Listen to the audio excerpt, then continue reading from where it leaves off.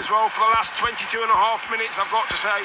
Yeah, 9-player Qatar, trailing Canada by 4 goals to 0, and now all of Canada's players are standing with their arms around each other. The substitutes in their pink bibs, the black-shirted players that are out there on the pitch right now, and Jesse Marsh in his dark suit is standing and speaking animatedly in the centre. And I mean, Dion, we're seeing a close-up.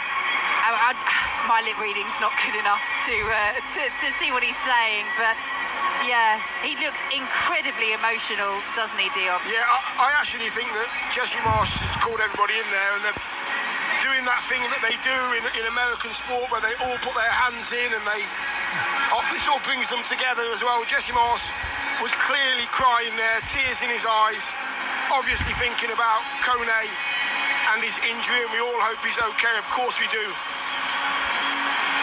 But I just feel that this is just a game they want finished, and they want to go and see how he's doing. He's wiping his tears away from his eyes there, Jesse Marsh. As the huddle breaks away, it's clear to see that he's very, very upset. The players are all upset as well. They want to score as many goals as they can and just get back on that coach. And if you're just joining us on 5 Live, as Dion touched there, Canada are leading 9-man Qatar by 4 goals to 0. It's a scoreline that will put them ahead of Switzerland on goal difference and puts them in real control of this group. It will mean a point is enough back here in Vancouver at BC Place against Switzerland in their final group game to win the group and stay in Canada for the knockout stages. They're heading for their first ever World Cup victory, but the context is that serious injury to Ismail Kone, Canada's midfielder, an injury that was so bad that we've not seen a replay.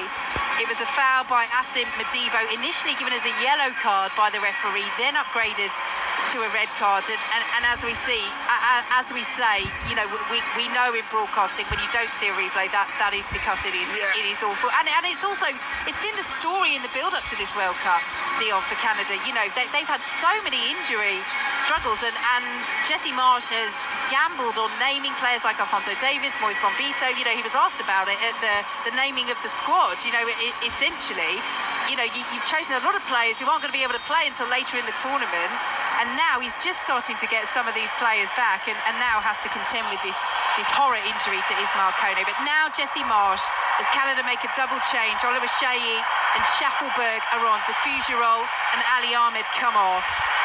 Jesse Marsh, big hugs for both of them, and he's waving his arms around in his dark suit, the American, the former Leeds United manager, getting the crowd behind his players again, because this is a day of joy and celebration for Canada. It's going to be their first ever World Cup victory. It's going to take them to the brink of the knockout stages. They've never got out of the group before. But it's also a day of real emotion and real concern for one of their players, and just the cauldron of emotions inside BC Place right now as we sit here, Dion, and look around at these red-clad Canadian fans. I mean, it feels like people don't really know what to feel and what to think. Yeah, I think that's a very good way of putting it as well. I mean, this is my 3rd game at this World Cup, and I've never seen a hydration break finish so quickly. They must have been finished 45 seconds before time.